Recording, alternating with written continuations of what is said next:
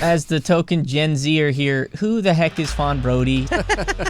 This, bro, is like the CES letter of like Sandra Tanner and John DeLynne's generation. It was. Really? Yeah, It yeah. was. They Yeah, worship it is. this. The dude who wrote the study wrote a letter saying, "Stop claiming I said this. I never said this. You're lying." And they printed anyways. That's Fawn Brody right now. And was she the first one to hit piece Thomas Jefferson? Years after his wife's death, Thomas Jefferson fathered at least 6 of Sally Hemings' children. What? The actual DNA researchers who did the study come out and say, that is not what we found. So she's the original before and after art school meme? Yes! Dude, but dude, This she is, dude. This was back when psychology wasn't a joke. Context. That's sketchy. Your history is being written by people who hate you. This episode is brought to you by Go and Do Travel, specifically their Gospel on the Nile tour in Egypt. For discounts on all of their tours, please check out the links in the description. Well, as we know, anti-Mormons love their pseudo-history, and first and foremost amongst the modern iteration of anti-Mormonism is none other than the preeminent No Man Knows My History by Fawn Brody here. But our intrepid crew of Austin Falter, Jacob Hansen, and Jonah Barnes, predominantly Jonah Barnes, because he reads a lot. He's going to debunk this work of art for us. Abstract art. Yeah, of abstract art. So what's wrong with Fawn Brody and No Man Knows My History? It is still quoted all over Anti-Mormon subreddit, bro. That is a First, tragedy. as the token Gen Zer here, who the heck is Fawn Brody? You debunk so many people, and half of these people I haven't even heard of. Okay, well, tell me. we'll make it easy for you. You ever heard of Thomas Jefferson? Okay, yeah, I have heard of Thomas Jefferson. Well, Gen you know, Z, I don't they know don't Gen know. Yeah, Zers. Gen Z don't know about that. Yeah, okay. Who's that guy? Dead we think white he's guy. a villain. I think So is this a- is Fawn Brody. That's Fawn Brody right now. And was she the first one to hit piece Thomas Jefferson?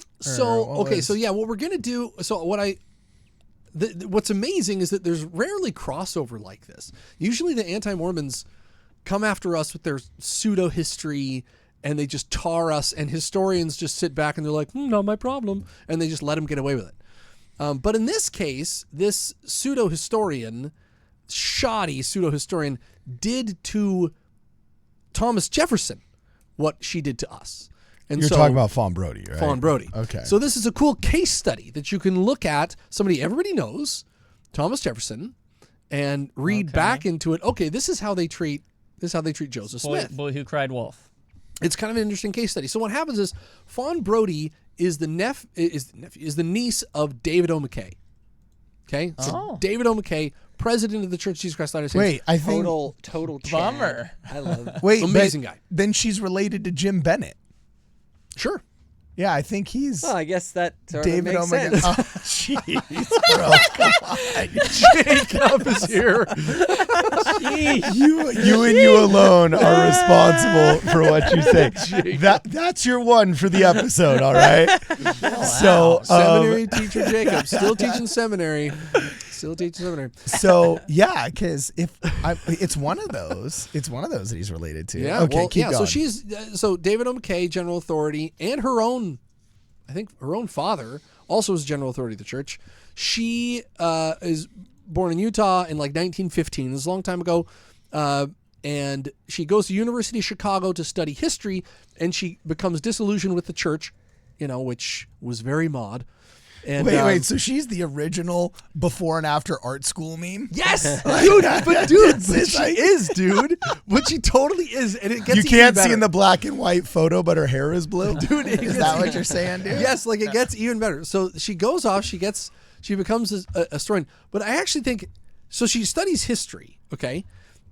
But she doesn't really do anything of note until she publishes No Man Knows My History in 1946 about Joseph Smith, okay? And here's her angle. Now, today this might seem commonplace, but it was not in 1946. In 1946, she writes a biography.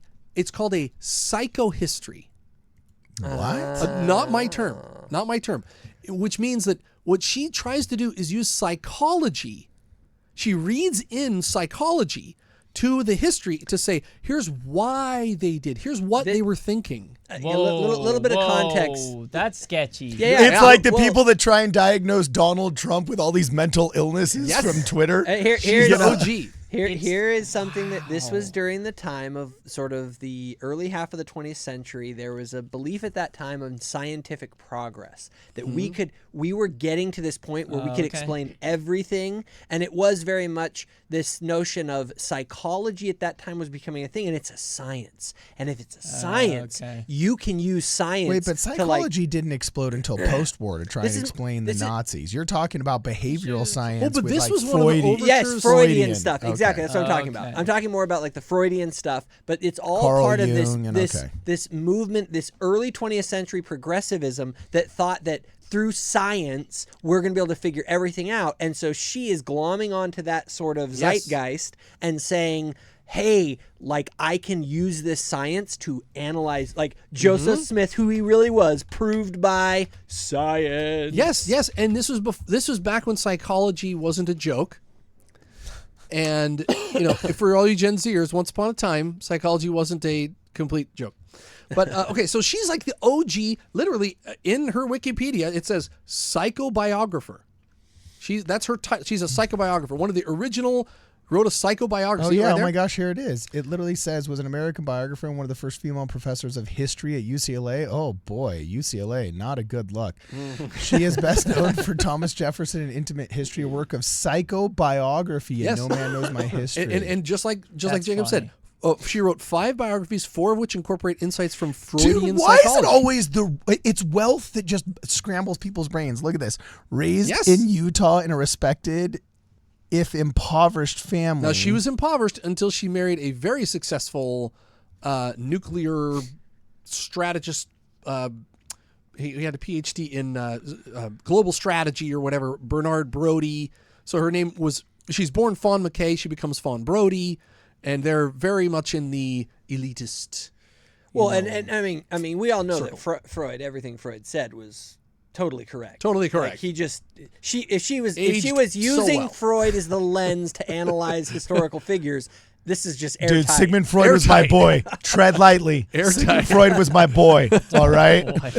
Okay, so what happens Actually, is... that'd be wild to go over some of Sigmund Freud stuff in another episode. Oh, actually, speaking of which, Yeah. why don't we use her stuff against her? Maybe we could use a little Sigmund Freud to say she had issues with her father and uncle. She and other had church an leaders, Oedipus all of the complex. all of the daddy issues she had, and that's why she wrote books psychoanalyzing men and blaming them for everything. She had a crush. Maybe that was something to do with it, if we're going to psychoanalyze. That's No, really you're getting it all Let's do wrong. her psychohistory. No, you're getting it all wrong. She had a crush on Joseph Smith. Joseph Smith. And was there, because what's the number one thing of Freudism? That there's no other energy but sexual energy, right? That's what it was. So she had a crush on Joseph Smith, but because he didn't call her back for prom, she's writing a hit piece in the high school newspaper. I think we got it. Okay, Is cool. she still around?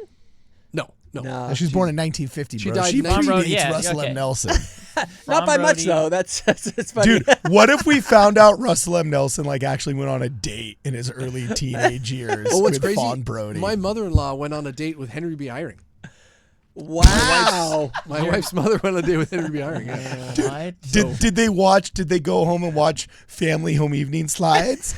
And Joseph Smith went to the forest. Beep. The hard to find LDS videos. Have you seen that hard to find That's a video great channel. Okay, all right, but Okay. back to Fawn Brody. So Fawn Brody, so she writes this history about Joseph Smith, okay? And here's her great contribution. She says, because I love when people, Jacob said this one time, and I love it. I love when people really commit to finding out a naturalistic explanation for the restoration. When they really commit to it. Because it ends up turning into some insane theory. And so what she does is she really committed. She's like, I got to figure out what makes this guy tick. And her conclusion was, ready?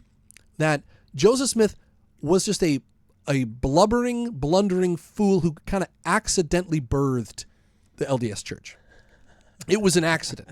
It was like he started telling stories, but just people started believing him. It literally says in her Wikipedia profile, look at this, that Brodie's depiction of Joseph Smith in 1948 as a fraudulent genius of improvisation has been described as both beautifully written biography and the work of a mature scholar that represented the first genuine effort to come to grips with the contradictory evidence about Smith's early life, and as a work that presented conjecture as fact. Yes, as conjecture as fact. Okay, so Now that's a nice way of saying this chick don't know what she's talking about, and she's BSing. That's a great way for saying pseudonym You know for who she's was? BSing. Hold on, let's use some Freudianism.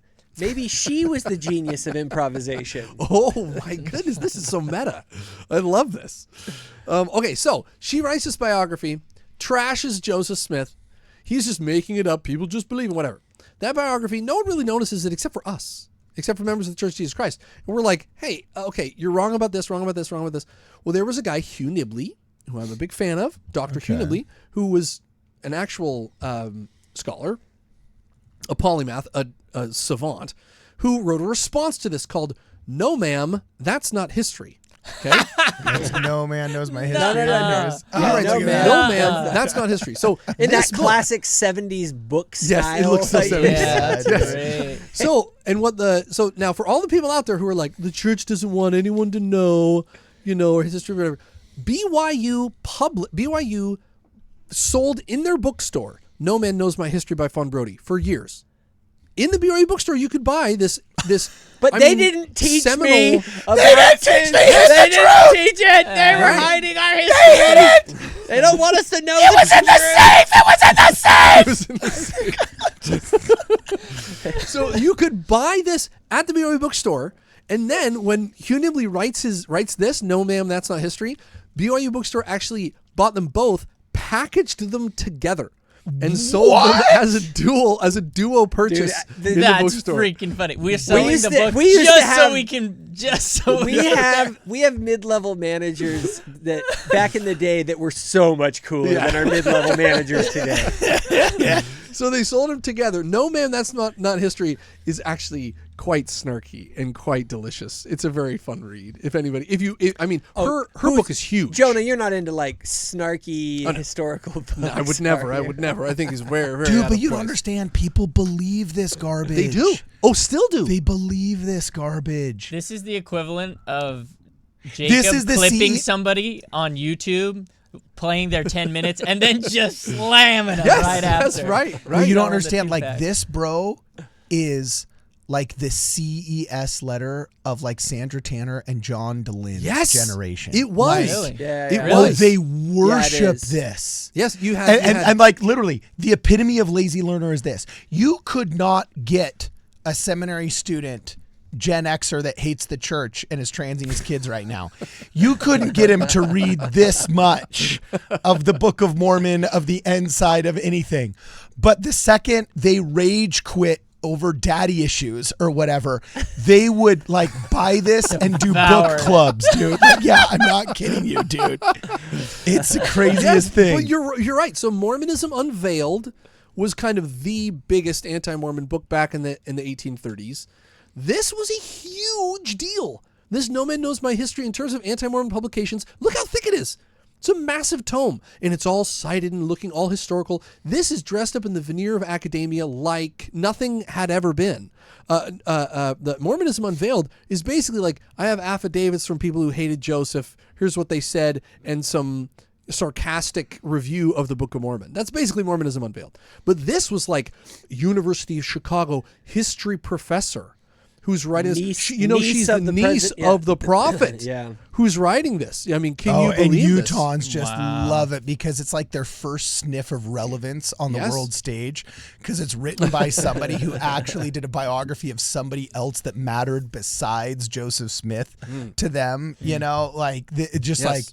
it's like when that one major band comes to town, you know what I'm saying? And like there was one kid in Sandy, Utah that got to be a grip for like 5 minutes or a PA Hey, for the that bonus was me. Hey, you're materials for, talking. like, That's 15 me. You're minutes. talking about me right now. And next thing they know, they're wanting a $500 a day rate for sound because they met Brandon Flowers once. You know, I did meet Brandon Flowers actually at a show backstage. I actually No, did. and I'm saying Thank that's you very great, much. but you're not charging a $600 a day rate when you're a $200 a day sound guy because I don't know, you brushed shoulders with Quentin Tarantino in the subway once. By the way, you know? Brandon Flowers, super nice dude, legit, genuine guy. actually genuine Flowers, guy. Brother Flowers. Like a really surprisingly genuine guy.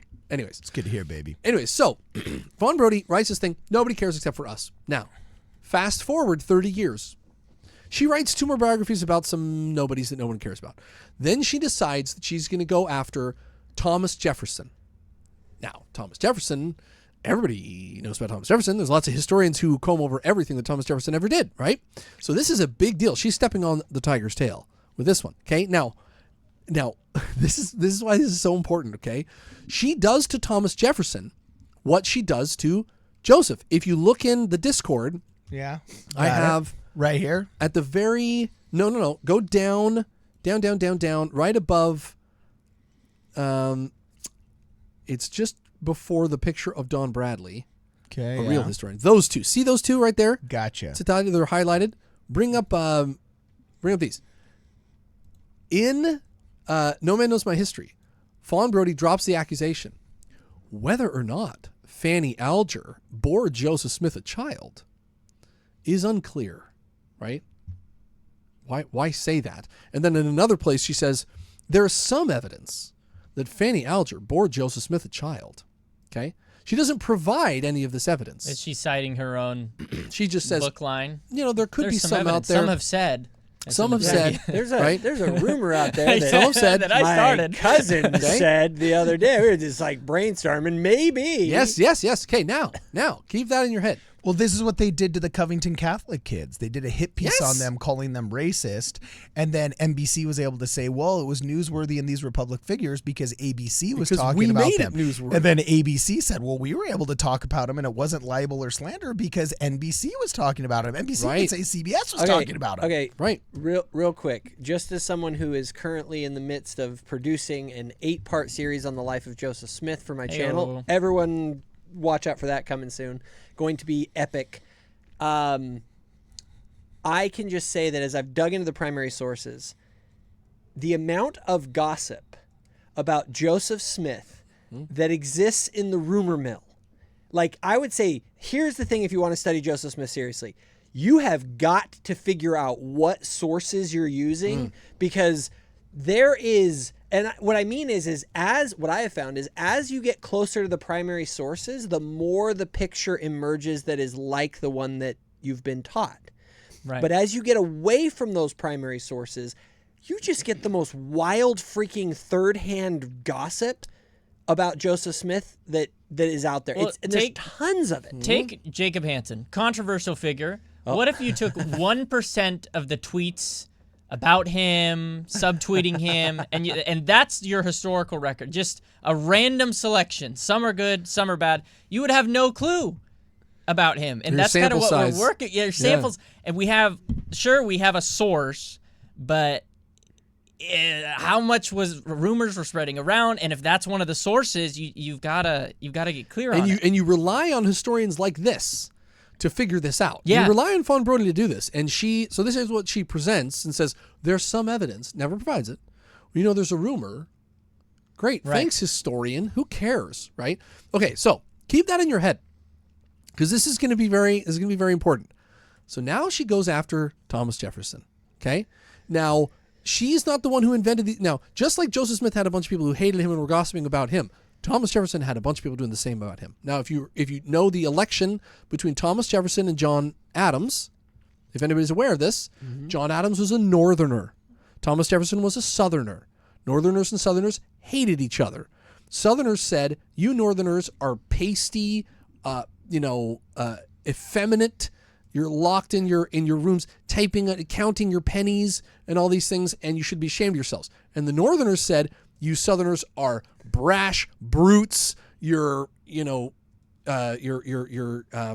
uncouth. You're uneducated. You're too hypermasculine, right? And this was a stereotype that was greatly brought into relief with the election between Adams and Jefferson, where they accused the other. Their insults are hilarious. If you want to read their insults, the early insults of America were just fantastic, right? So and they were brutal too. So Jefferson is accused of being too masculine. He's a brute. He's just he's a hot-headed, Neanderthal, right? So the rumor begins that Thomas Jefferson sired a child by one of his slaves. Oh. So John Adams was from a place that did not have slaves. Slavery was abolished in most of Is the this slave where trade. that rumor because it's like they have entire monuments to this now in Philadelphia. Oh, they do. And we're going to talk. Yes. So John Adams and his political campaign are the first ones that this rumor boils up, and it says Thomas Jefferson has sired a father by his slave, which is just the most. Can you believe? Right? It's slander. It's political slander. Is all it is. Right? It's libel. It's a mud fight. Right? And that's where it begins. Okay. So then it goes on years later. By the way, Thomas Jefferson did more to abolish slavery in the New World, perhaps the entire Western world, more than any other individual in history. Fight me. Okay. But so now fast forward to Fawn Brody. Fawn Brody finds this, and she's like, I was psychoanalyzing this guy from a Freudian perspective. Everything is driven by sexual desire, and puts in her book this claim that he sired a child by Sally Hemings, his slave. Okay, and dresses it up, and just like she did with Joseph, just like she did with our guy, she does it to Thomas Jefferson. Now this is back in the 70s.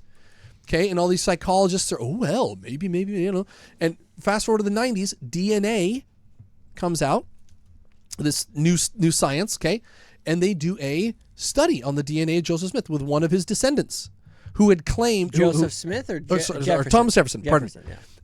And the headline reads in Nature magazine, 1998. Okay, Jefferson fathered slave's last child.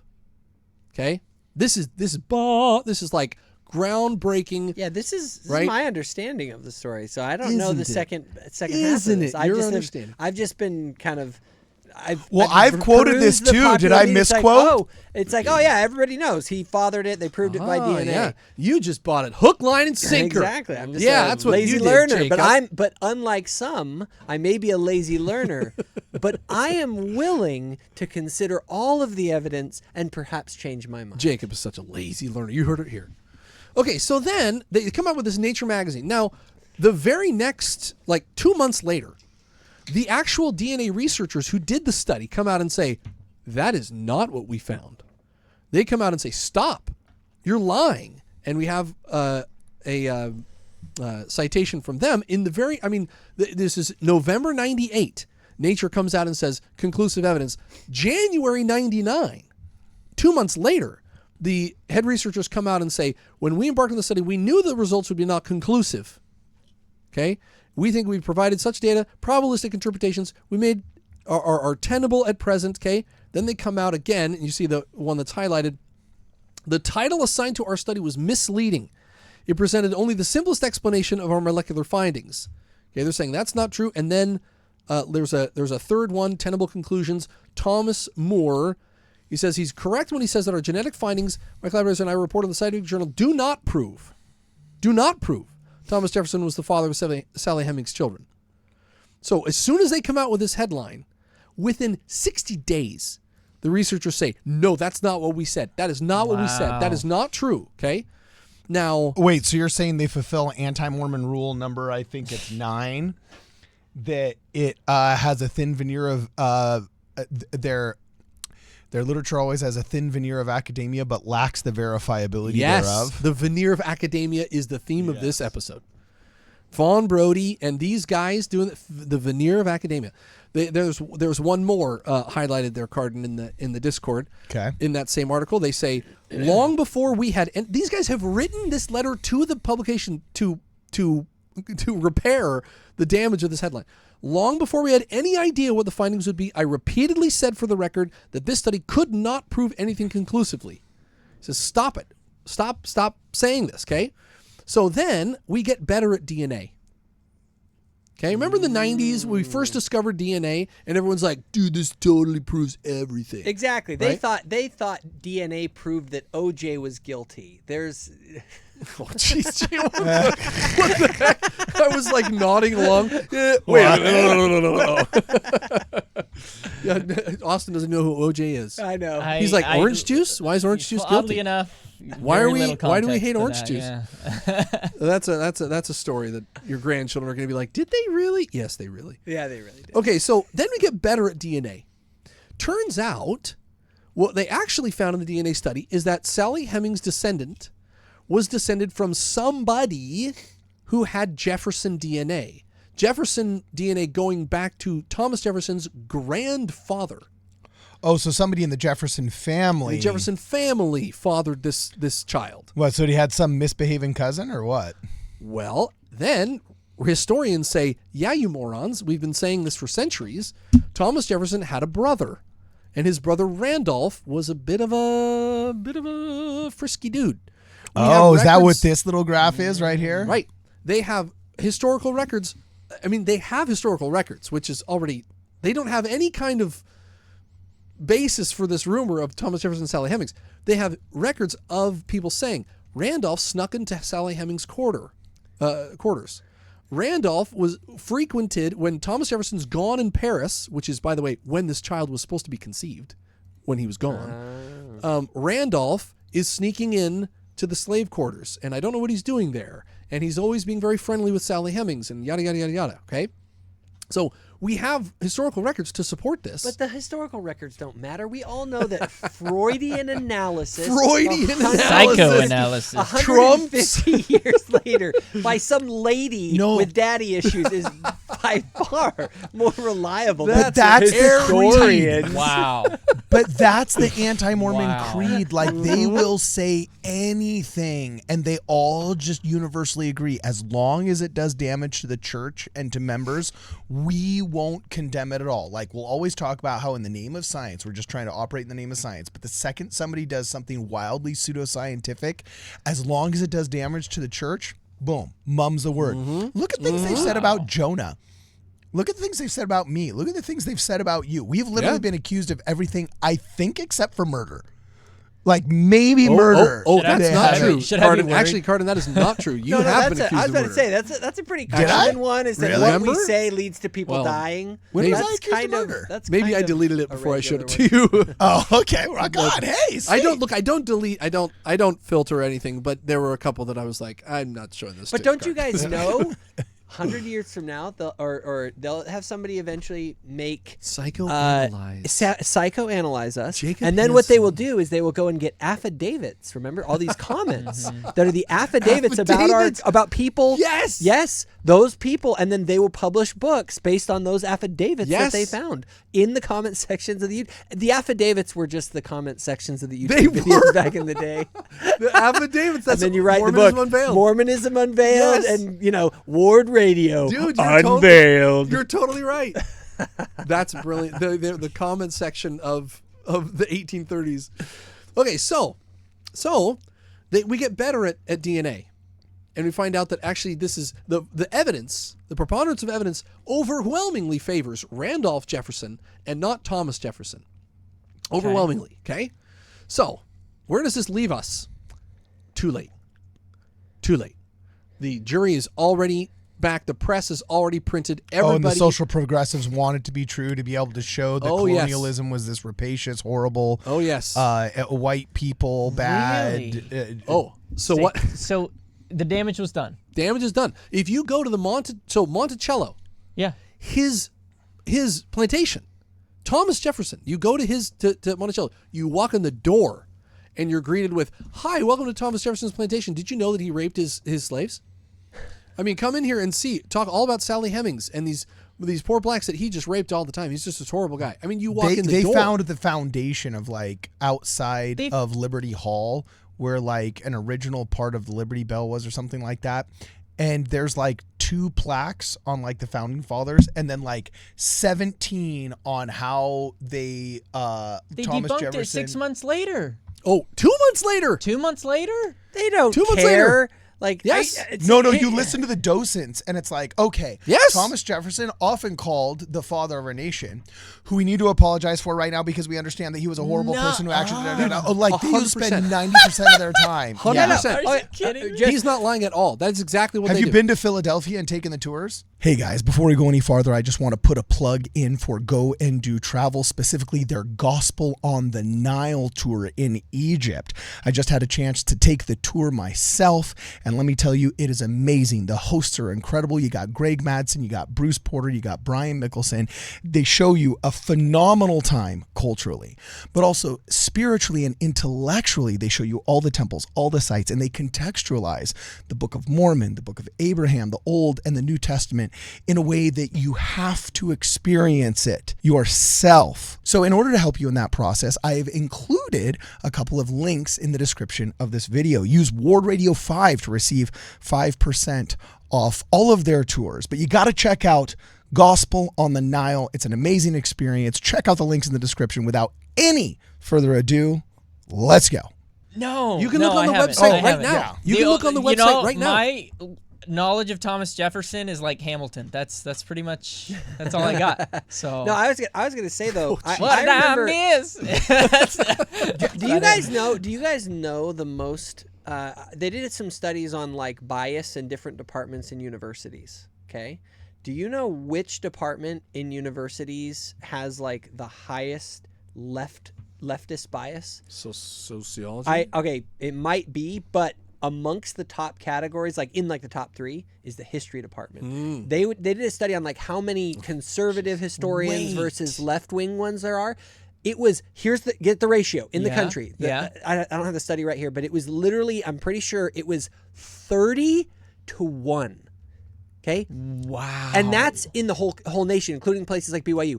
In the Ivy Leagues, like the people who teach history are like wild-eyed Marxists who do things like Howard Zinn's People's History of the United States. I remember, okay, you guys, and I might get flaming like angry right now about this. I remember I actually, my history class in high school used Howard Zinn's book. Okay. Yeah. I remember when I actually read the stories of Columbus, I went and did like a deep dive into the primary sources and everything for like 2 years, put it on my channel, all that stuff. I'm a weird nerd on Christopher Columbus. I remember being taught about Christopher Columbus in that class using Howard Zinn's book. I honestly, you guys, I'm like, it caused me to lose all faith in the academic establishment. The fact that this man is heralded as a great historian, when his work on Columbus is so, it's not even false. It is outright intentional lies and bullcrap that are like so bad that it isn't that, errors were made. This is an intentional ideological propaganda. Yeah. No, It's a hit piece. It's a historical hit piece. It was so disgusting to see how badly they like just bullcrap that he made up. And you're going, these people expect me to trust them when they are this wildly wrong on something that is this easily verifiable. And they're handing this stuff to high schoolers in history classes. From a professional historian. Like, I don't trust any of you ever again. The fact that he should be run out of anyone who has read his book that knows the story, and the fact is they don't know the story. It's all a big emperor has no clothes load of bullcrap. And sorry if I'm like passionate about it, but it caused me to go, I can't trust you guys. But you guys are terrible people who don't know what you're talking about, who intentionally will slander people for political reasons. The entire historical establishment of academia is absolute garbage. But it red-pilled you. It red-pilled you. It did. It Because was then like, you thought, wait a minute, I'm not So going to now he's going to go cheating on his wife and Well, have no, a not- Rolodex he full of should- 15 he should people. run- Top G, lift weights, do laundry. Ah! Carry a sword. they should. Howard Zinn should be run out of any academic conversation on a rail. We know he's a liar now. The fact that people won't do that, the fact that they won't, just shows that they're full of crap. My litmus test for you is Howard Zinn a credible historian? If you say yes, no, get out of here. I'm not talking to you anymore. You are dead to me when it comes to history. You do not know what you're talking about. You're an ideologically possessed psychopath, and he's still respected in academia. And as long as that man is in any way respected in any sort of historical circles and not called just an absolute joke, I will not I will not. Yeah. Well, the Respect you 1619 guys. project's not a joke, bro. So you got to It's get in all a line. joke. These people are a bunch Okay. of nutcases who intentionally wanted to take over history. So Yes. I just want to rant because Yes. the Marxist thing is history is what it's all about. It's about the long march of history. And these people want to rewrite history, take over the academic institutions around history so that they can cause you to hate your own civilization that they don't like by teaching its history through the most cynical bullcrap lens possible. Now, before this, they did it to us. Do you see? We're the original slandered, psycho-historified. Joseph Smith was the first guy. Now they're doing it to everybody, right? But Joseph Smith was the first one who got this kind of stupid Howard Zinnian, Fawn Brodian psychoanalysis. Purple-haired history. Retrospective psychoanalysis. So Joseph It was Smith us. is the bellwether prophet. Yes. Like Ohio is the bellwether state in State. politics. Yes. You know? He was the signal of what He was was the coming. It was first like one. first they came for Joseph, then they came for the rest Well, of you. so now before. Well, by the way, I just put this into the Discord. This is when I went to, I believe it's called Liberty Hall in Philadelphia. Oh, yeah. Right behind me is the Liberty Bell on display. Sure. Or maybe it's in this giant building or something like that. So my parents were getting lunch. I had 15 minutes to walk around. The very first thing I walked into across the street was a docent doing a tour on, the Liberty Bell, on Liberty Hall and everything like that.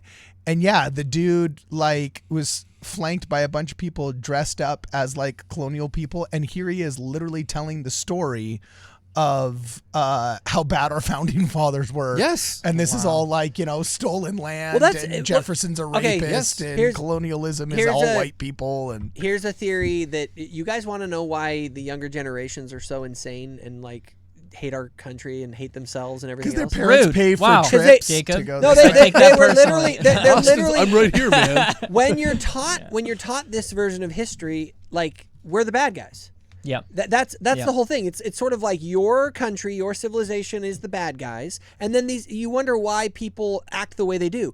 I will tell you something immediately. If you learn what a person thinks about their past, their identity, who they are, and Right. the Right. nature of that past, you can predict what kind of a person that they're going to be in society, and if they're going to actually see that their country is something good or bad, and you can basically predict their politics on their history. If you can do it every time, find out what a person thinks about history. When you talk to a hardcore conservative, they're going to talk with reverence about the founding fathers. About even their grandparents. About even Yes. if their grandparents messed up. It's like when someone knows where they come from and understands that. Yeah, but and none of has those labels appreciation could- for that. I was just gonna say none of those labels of even liberal and conservative mean anything anymore. You're right, COVID right. killed everything. Fine. Whatever label you want to put on it. Here's the thing: you will find people who, when you look at there's a deep correlation between what a person thinks about the past, positive or negative, about their history and society,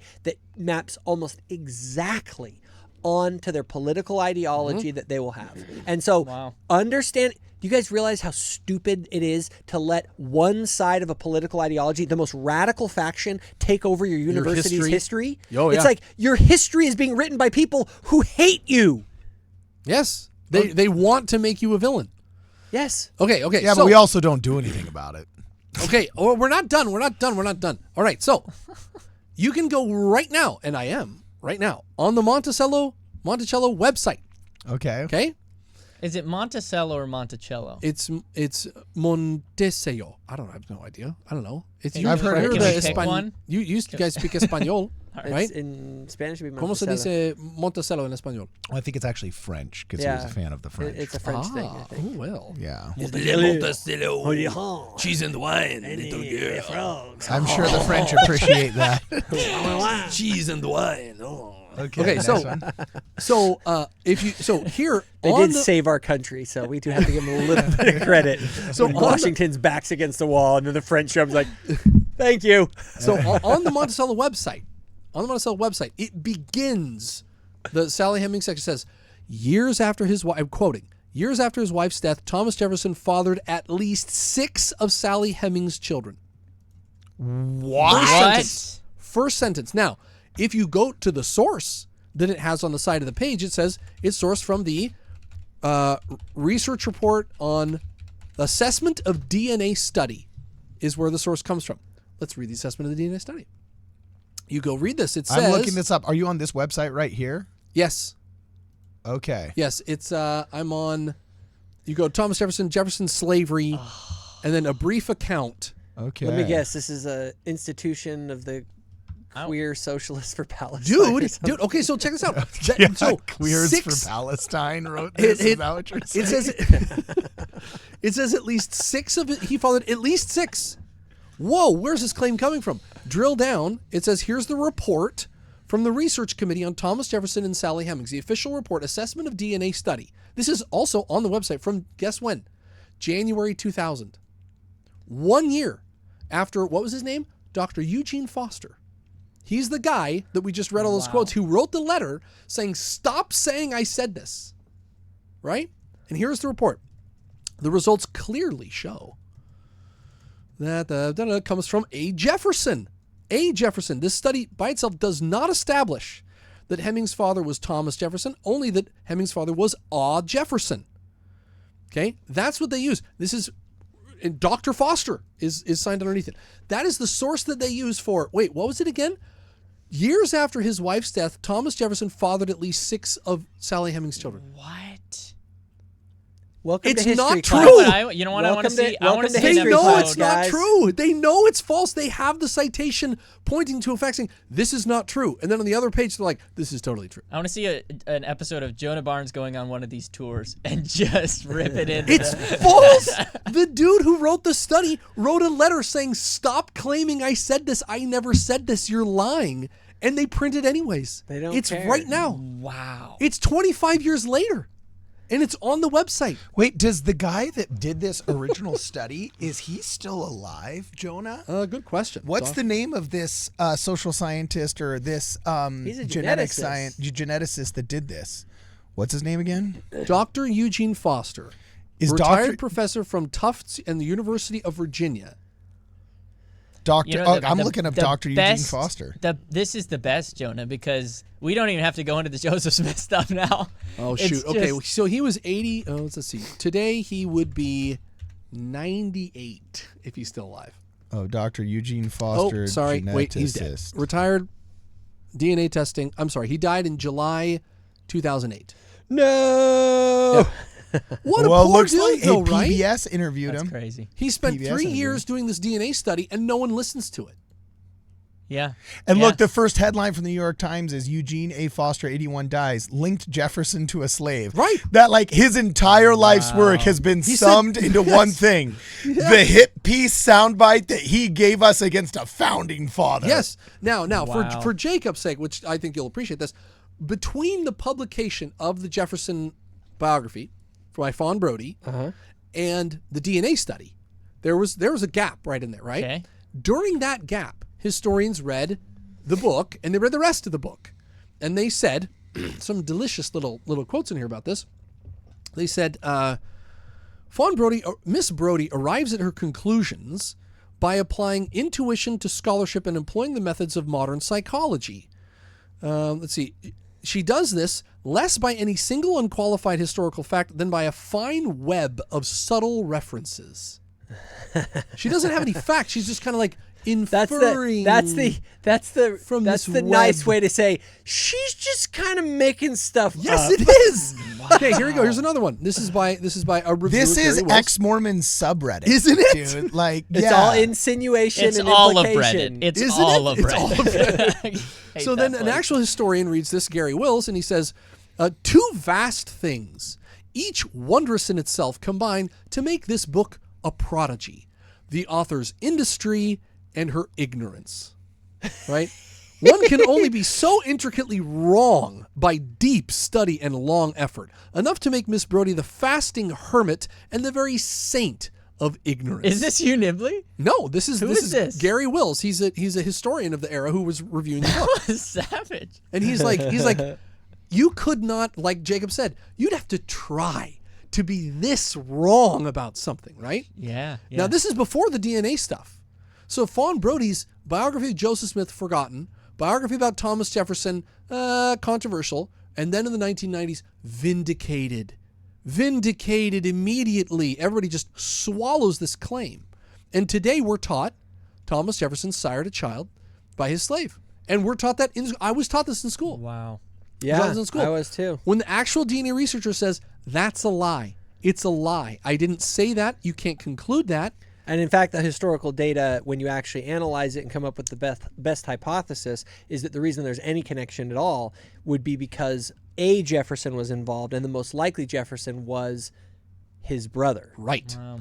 And that's why he's one of the villains in Hamilton. And we don't have, is he? Yeah. We don't have a ton of evidence that he did it, but we have zero evidence that Thomas did.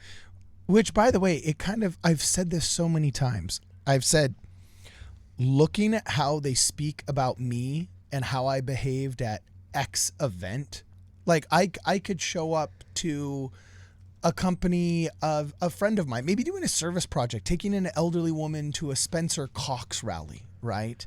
And then you'll see some little article for some woke, like campus newspaper on some JUCO in Salt Lake City, written by an ex-Mormon, anti-Mormon that recognizes me, will be like, Cardinellis appeared disgruntled and furious over the progressive. Some said he appeared. Yeah. And the controversial statements obviously resonated with him, and he smiled during the most racist remarks. Yeah, and it's like, and as I'm just like sitting there thinking, I can't wait to get out of here. I don't know anything that this guy is saying. This is the craziest service project I've ever done. Yeah. Is it Taco Tuesday? Yeah. I know exactly what I was thinking. I know exactly how I was behaving. Yes. But this dude's affidavit, this dude's paper of record, this dude's like the way that they slander me, the way they slander my wife, the way they slander my friends. Kwaku is apparently a right-wing radical.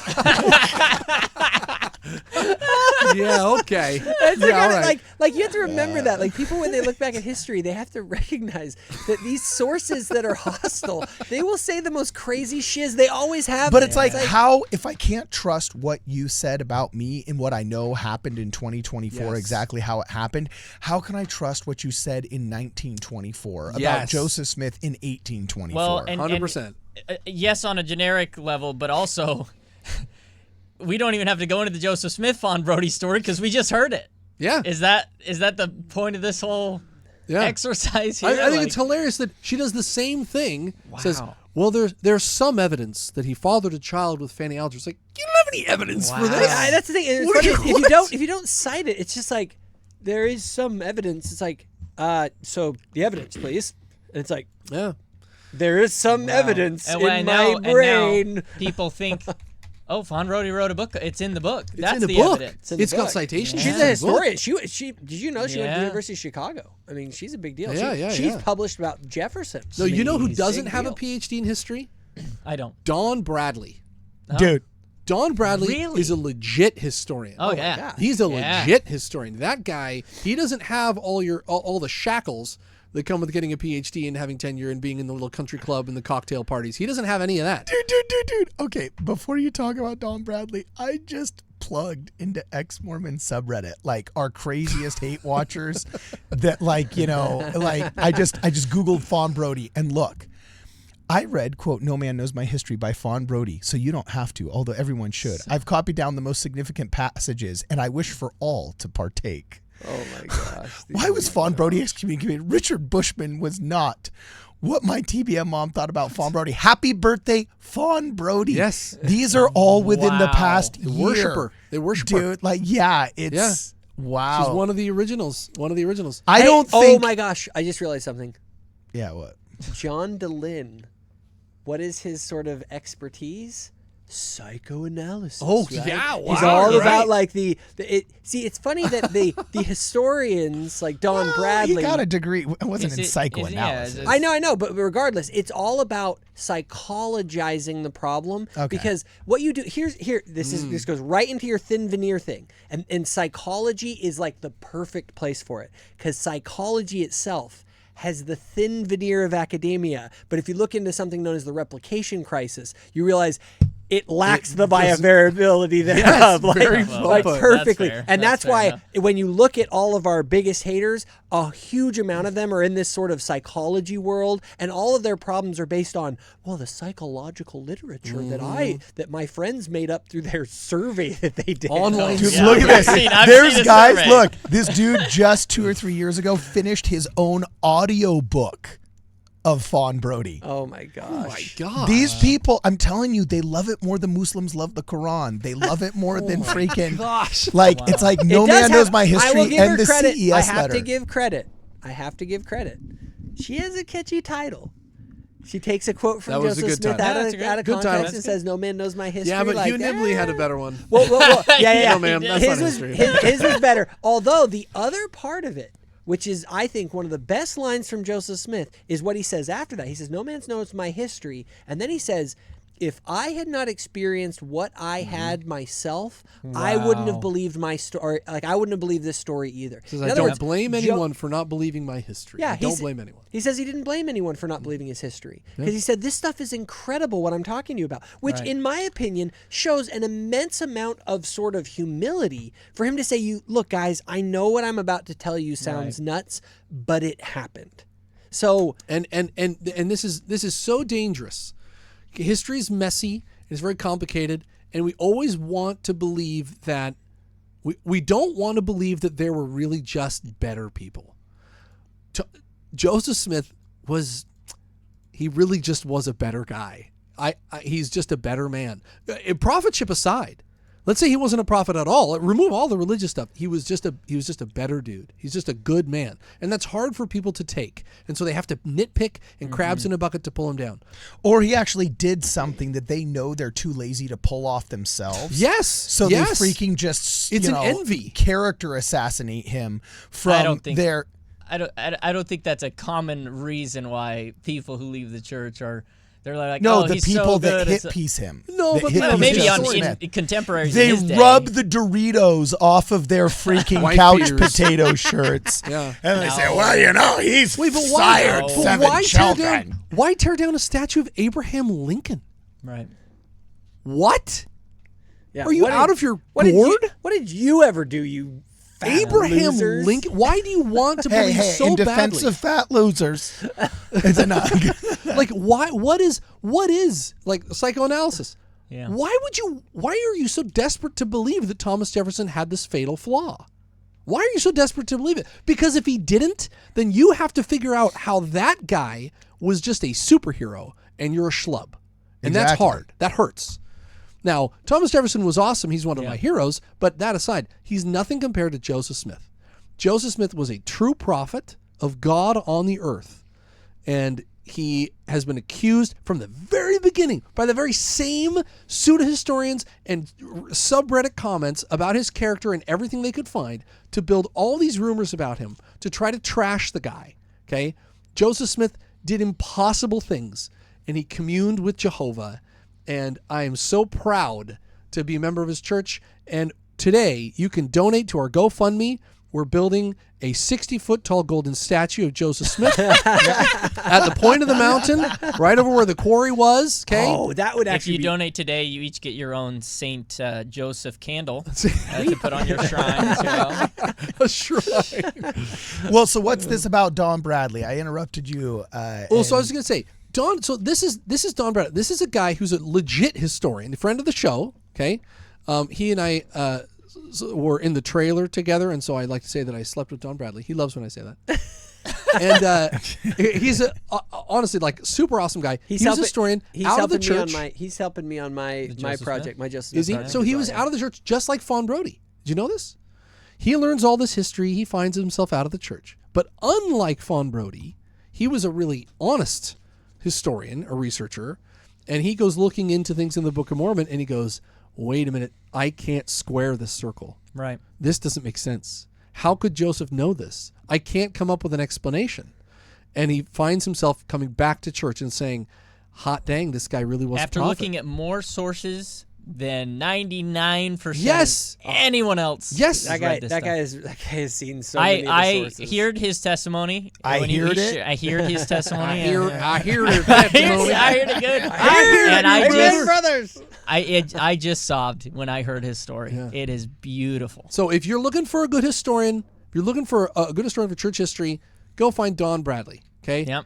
Okay. He's an honest guy, and you know Don Bradley. You know how you can tell is when you press Don Bradley on a conclusion, he never gives it to you. Have you noticed this? When we'll say, "So, what do you think was the motivation or the truth behind?" He says, "I don't know. All I'm doing is showing the pattern. Right. All I do is I show the Honest. sources."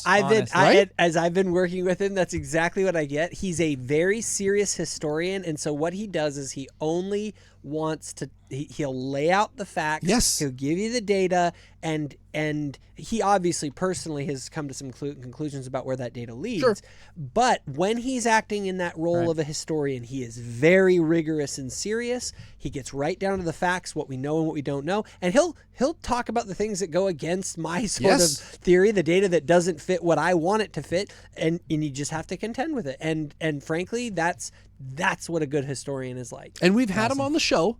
We did an AMA with Don Bradley, and I remember that AMA, I was sitting next to him, and people would ask him these questions, and I'm hoping for this answer, hoping for that answer, but he's so frustratingly honest. He goes, well, I don't know. I mean, the sources say a little of this and a little of that, and then he'd leave it at that.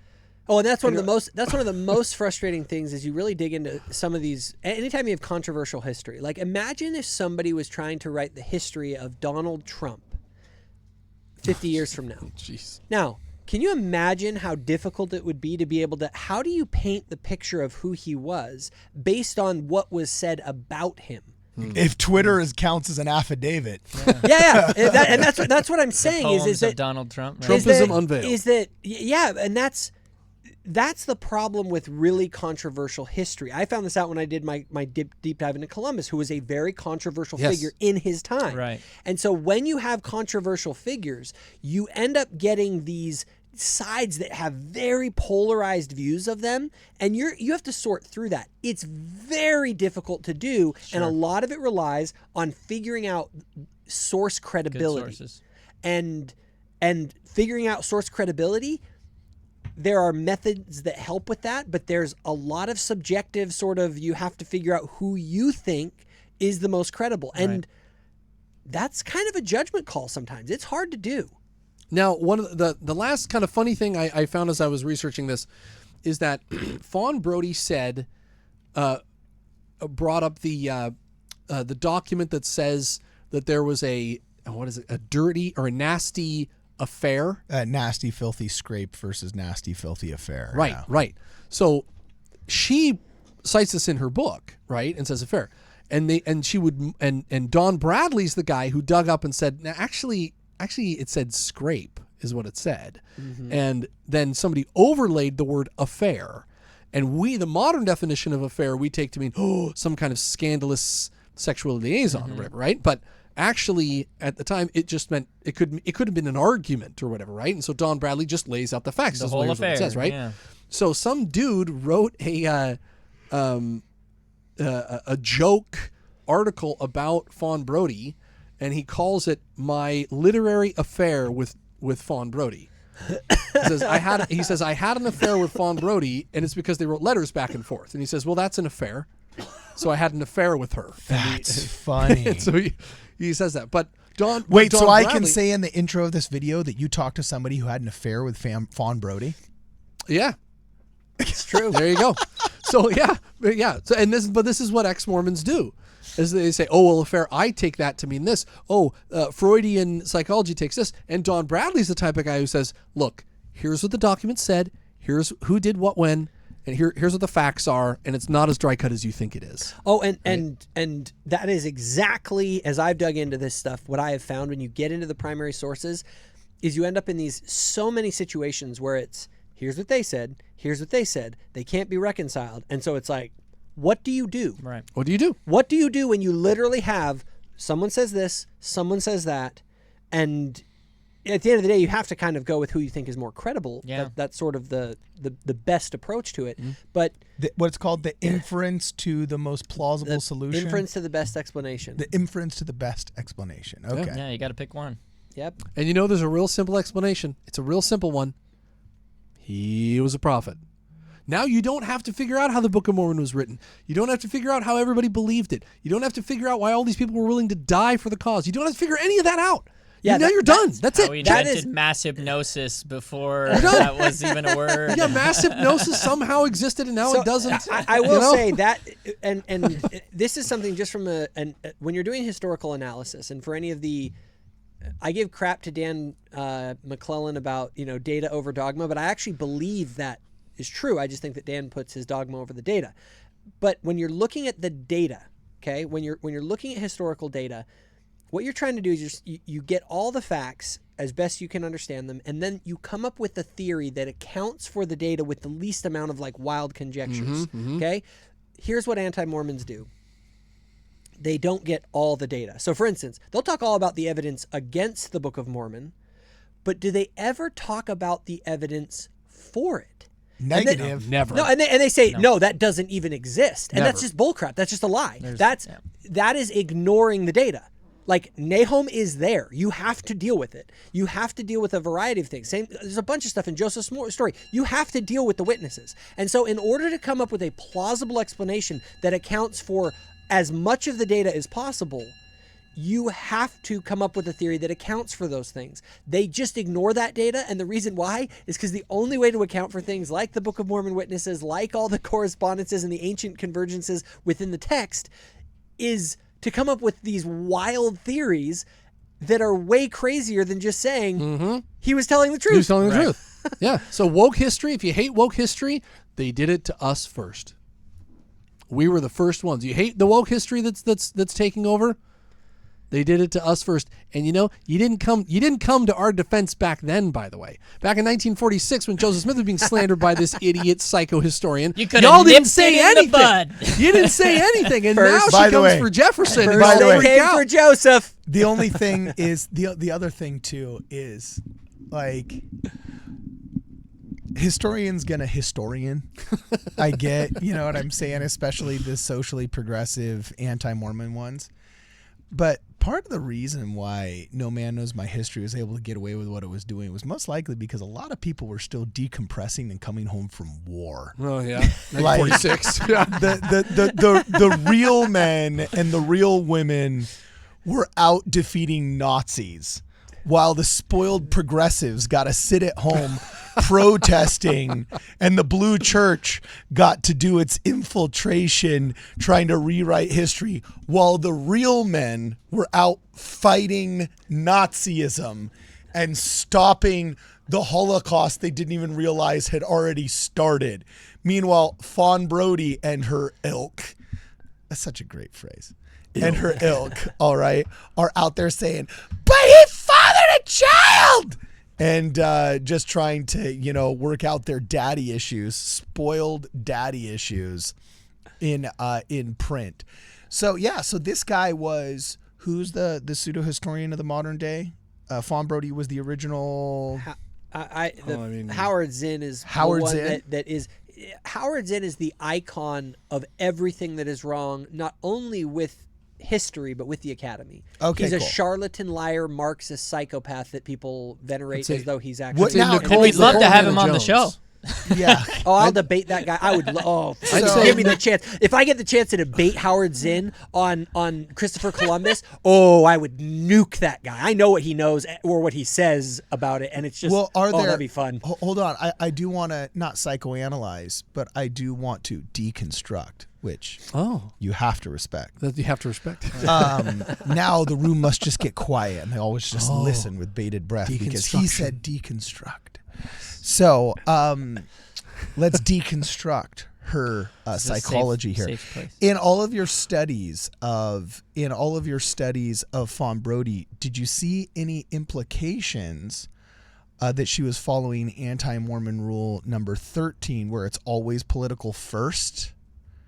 and they Trojan horse, instead of being missionaries of the best of the church into secular society, they're missionaries of the worst of secularism into God's church. Was there any implication that there was political motivations to this, that maybe she understood that the great founding story that generally created a lot of patriotism amongst her political opponents of the time was something that needed to be besmirched and brought down in order to turn Utah blue or whatever? Yes. Yes. So she was a now I know that we know Richard Nixon today, okay, for him resigning from the presidency. But before that, Richard Nixon was a wildly popular congressman from California.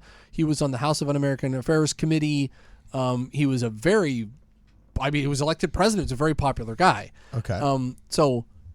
But he was a Republican. She bitterly hated Richard Nixon all through during the. So a social progressive Democrat wrote a hit piece on Thomas Jefferson during the She's Nixon absolutely era? liberal Democrat. Absolutely. Her husband was a bureaucrat who worked in D.C. for his entire career. Barf. And yeah, she was a liberal Democrat. Absolutely. She wrote the other biography she wrote was Richard Nixon.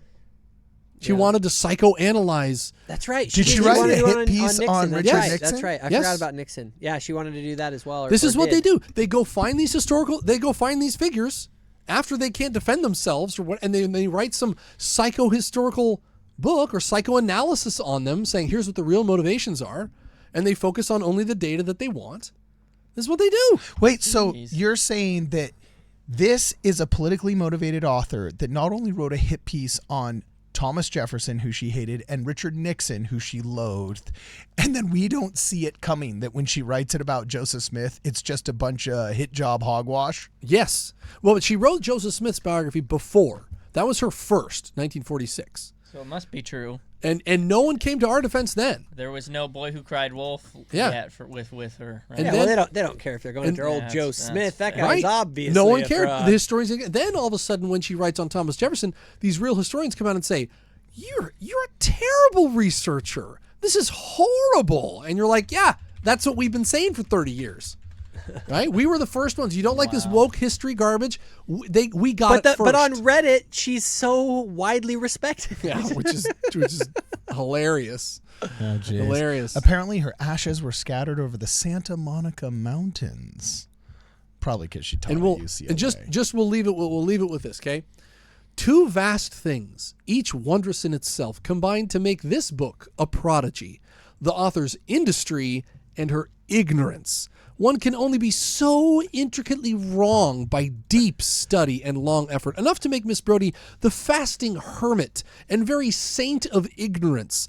The result has an eerie perfection, as if all the world's greatest builders had agreed to rear with infinite skill the world's ugliest building. Who said that again? That's Gary Wills, a fellow historian. Gary He's Wills, a Thomas Jefferson. My guy. Tip of the hat, my friend. He was a done. He's a Thomas Jefferson expert. Is he still alive? I believe he is. I'm getting that guy on the show. Yeah, he's still alive. He's still alive. Gary Wills. Just shreds her. Oh Because he was a Thomas Jefferson gosh. expert. See, he's already versed in the stuff, and here comes Fawn Brody. Oh, he's not messing her. No, go down. Is he the same Can guy I in write? that angry photo right there? Dude, look at this cat. This cat is based. I am Oh. casting him in a movie. Yes. I am casting him in a movie. That's As one of two things. That is Fawn Brody's Okay. worst nightmare. This right guy, there. I'm casting him in one of two Look at roles. that All right. dude. I am casting him in one of two roles. All right. He is either going to Look be. at that guy. He's either the grizzled general patents attaché True Grit right that there. That's survived True Grit. into like the Vietnam era, or I'm casting him, as True Grit, or as a biopic on George Soros. Like one of those three. One of those three. Yeah. No, right? he needs more splotches. That's good. He's written over 50 books. He won the Pulitzer Prize. He's a real historian who already knew Jefferson. Then all of a sudden she saddles in and goes, I can write about Jefferson too, and does her stupid little psychohistorian song and dance. See, this is what real researchers look at John DeLynn. No. And they're like, are you kidding me? And Like- here's the thing Not though with messing a guy around. like that. Okay, so this is a real historian. She comes in, but what's best about it is that he knows how to write to just take her down Yes, with this deliciously, beautifully well written, ugly edifice analogy and It's so stuff. good. See, it isn't just enough to be smart, you guys. You have to be smart and you have to be dangerous. And that guy meets it. So I want to meet that guy too. Wow. Oh, well, they're already trying to hit Legend. piece him. Look at this. The Society for Intellectual Hold History. on. Can we do a physiognomy check on whoever's doing a hit piece on him? Because I guarantee you. Well, we don't know if it's a hit piece. I don't want to speak too quickly, but Tim Lacey did say, let's debate. Is Gary Wills an intellectual historian? Yes. Oh, yeah. Okay, Tyler, let me leave guess. your mind I can guess what these guys' politics are. I can look at him and I bet I can kind of guess. He doesn't here. care. He's 90 years old today. He won the Pulitzer Prize, National Medal for the Humanities. You know, this dude, he's not And he's got the death trying to prove glare, man. anything. Dude, okay? I flew to New York with a camera crew to meet Richard Bushman Right. at Columbia University. I will fly to wherever this cat is. This is great. Look, to talk to And him. he's a devout. get his opinion on Fawn Brody. That would be. That'd be We gotta delicious. make this happen. That'd be Carter. delicious. I will So fund he- that trip. That'd be So here, funny. get this. Yeah, there He's you a go. devout Catholic who went to Catholic seminary. He does the rosary every day Freaking and Catholics. attends Love mass. those people. He is proficient in ancient Greek and Latin. He's a classicist. That's the guy you want doing history. This dude's a Chad. He's an old school, like, knows his stuff, right? And he looks at Fawn Brody's history and he's like, oh, this is garbage. Thank heaven for people like Gary Wills. Amen. Now, Wow. Gary Wills, now do Joseph. Now do Joseph Smith, okay? Go actually dig into No Man Knows My History and rip that one apart. So, Okay. Well, there you go. Fawn Brody. all right. Awesome. So this is going to be fun. And he may not be everything you hope him to be. It says, I don't know Wills personally, but we seem to share a number of significant historical interests and present-day traits. For starters, we're both Catholic. We both abhor church hypocrisy. We both have 2 degrees from Jesuit institutions. Both like writings of Augustine of Hippo. They've both read at least one Adler book, lived in Chicago, and know a great deal about post-World War II American history. Neither one of us like gun nuts. I'm out. Uh-oh. We're Wait, so both- this guy's I'm just kidding, trying to I'm not like, even a he's gun trying to nut. ride his coattails. I'm just as smart as he is. We're what both this is? political converts from conservatism to independent left of center liberalism. We're both concerned about anti-intellectualism in politics. Okay, I'm This down is- with that. This is Neither of us great. like Richard Nixon. This Look, is neither of us great. like What Richard it means, Nixon. what it means is that this guy isn't even some like. He just hates Fawn Brody because he's some Trump flag waving like No. nutcase. This guy's just a serious historian who's Yes. like, I'm not even conservative, and And Fawn it Brody's full of says- crap. Yes. They both voted for Trump, though both of us have suffered some post-election disillusionment. That's one. way No, of they putting both it. voted for Obama. Or sorry, they both voted for. Oh, yeah. I'm sorry. Yeah. Yes. Oh, that's a big And difference. we both, let me put that on the screen so I correct myself here. And we both voted for Obama, though many of us have Yeah, suffered this some guy seems post-election like disillusionment. a middle of the road, slightly real Democrat historian. He's a real. He sounds like he doesn't have. He's a big normal agenda. He's dude. a real Normal historian. dude. Okay, cool. All right. Well, guys, that was a deep dive. A deep dive. Sometimes, in order to clean up a mess, you have to get a little bit dirty yourself. And we just did the dirtiest of dirty deep dives into the original CES letter, the original pseudo-history, the original thin veneer of academia but lacking the verifiability thereof tome of Anti-Mormonism by one Fawn Brody. You saw it here first. Thumbnail. For this and more, please make sure that you guys check us out at wardradio.com.